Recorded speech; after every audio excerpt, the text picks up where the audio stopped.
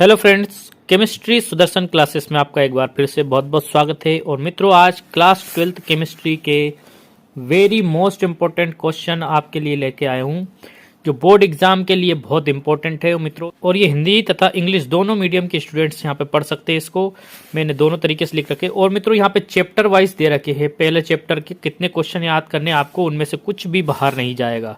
ठीक है मित्रों, यदि आपको अच्छे नंबर और लाना है तो मैं 6 क्वेश्चन एक चैप्टर में से बताऊंगा, उसको आपको अच्छे से याद करना। देख, जैसे मित्रों यहाँ पे पहला चैप्टर है अपना विलियन सॉल्यूशन, चैप्टर फर्स्ट और सॉल्यूशन है। इसमें मित्रों आपको क्या याद करना है, तो देखिए ऑल द कंसंट्रेशन, सभी सांद्रताएं याद करनी होगी आपको।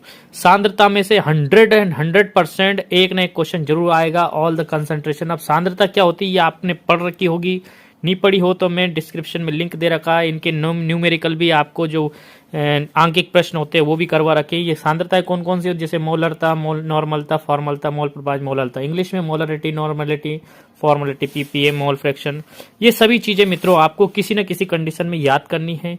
और इनके न्यूमेरिकल्स जो आते हैं आंकिक प्रश्न, उनको भी करना है। ठीक है, इनके फॉर्मूले कैसे बनते हैं ये भी मैंने आपको बता रखे हैं। एक बात ध्यान रखना मित्रों, weight by weight concentration, weight by volume concentration और weight volume by volume concentration. ठीक है, ये बहुत अच्छी तरीके से समझना है आपको। और ये अगर आप नहीं जानते तो आपका आंसर गलत आने के चांस ज्यादा है। ठीक है, दूसरा क्वेश्चन देखिए मित्रों, कोलिगेटिव प्रॉपर्टीज। अब ये कोलिगेटिव प्रॉपर्टीज मित्रों 4 प्रकार की होती है। कौन से? एक तो क्वथनांक में उन्नयन, elevation in boiling point, depression in freezing point यानी हिमांक में अवनमन, रिलेटिव लोअरिंग वेपर प्रेशर, वाष्प दाब में आपेक्षिक अवनमन, और चौथा है ऑस्मोटिक प्रेशर। ये 4 प्रकार की कोलिगेटिव प्रॉपर्टी होती है। चारों को चारों आपको अच्छे से याद करना है, इसमें से भी क्वेश्चन बनेगा। यानी इन दोनों को आपने कर लिया ना मित्रों, तो आपको एक ना एक क्वेश्चन आपके एग्जाम में मिल जाएगा। ठीक है, इसके बाद में एक्स्ट्रा क्वेश्चन यदि आपको करना है तो कभी मान लीजिए आए तो एक तो राउल्ट्स लॉ करना है आपको, राउल्ट का नियम। दूसरा क्वेश्चन जो है आइडियल एंड नॉन आइडियल। ठीक है, अनआइडियल भी बोल सकते हो, नॉन आइडियल बोल सकते हो। ये आदर्श और अनादर्श विलयन कहलाते हैं हिंदी में।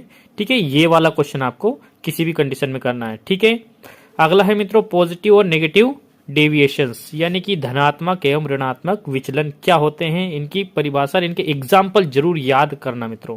ठीक है, लास्ट क्वेश्चन आपको याद करना है मित्रों, Henry's law and it's limitations. Henry का नियम क्या है और इसकी कुछ सीमाएं क्या है। ठीक है मित्रों, इन क्वेश्चन को बहुत अच्छी तरीके से देख लीजिए।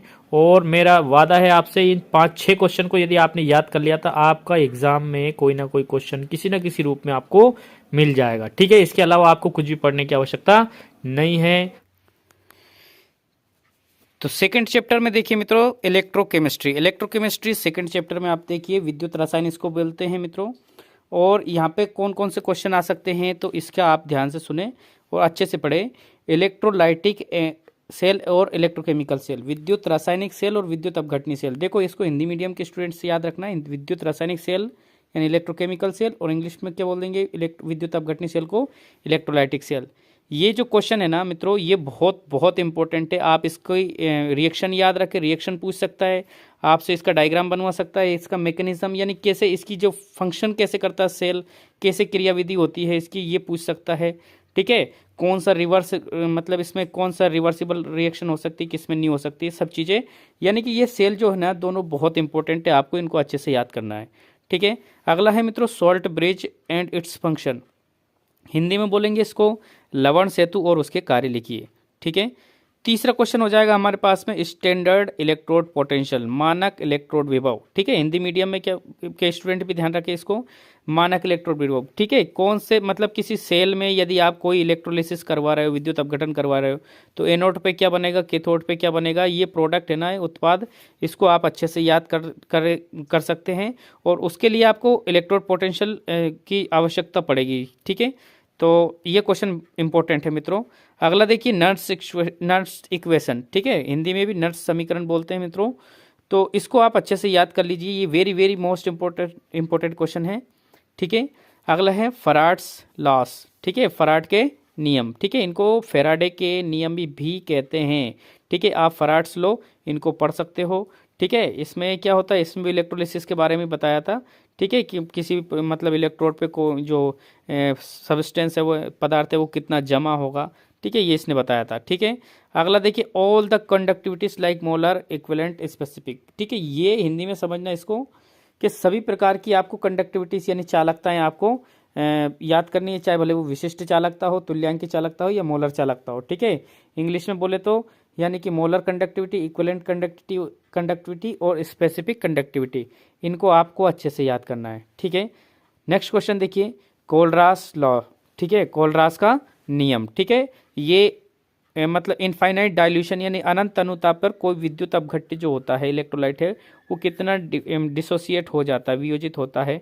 ठीक है, तनु करने पर उसको, तो ये भी किसने बताया था, कोलरास। ये इंपॉर्टेंट नियम है, कोलरास का लॉ भी करना है, साथ ही साथ इसके एप्लीकेशंस यानी अनुप्रयोग भी याद करने हैं। ठीक है, स्टैंडर्ड हाइड्रोजन इलेक्ट्रोड, मानक हाइड्रोजन इलेक्ट्रोड क्या है। ठीक है, ये भी बहुत इंपॉर्टेंट क्वेश्चन है। और लास्ट में देखिए, कोरोजन फुल मैकेनिज्म, संचारण की संपूर्ण क्रियाविधि आपको बतानी है। कोरोजन यानी जंग कैसे लगती है, ऑक्सीजन का क्या प्रभाव पड़ता है उस पर। इसके बाद में वाटर से ये कैसे रिएक्शन करती है, आयरन आर्टिकल्स जो लोहे से बनी वस्तुएं, ये सब पढ़ना है। ठीक है मित्रों, वीडियो पसंद आए तो प्लीज़ लाइक करना, शेयर करना अपने दोस्तों के साथ, और उन लोगों को जरूर भेजना जो है ना मोस्ट इंपॉर्टेंट क्वेश्चन की तलाश में रहते हैं, क्योंकि उनने साल भर पढ़ाई नहीं की है, तो उन लोगों के लिए बहुत हेल्पफुल होगा।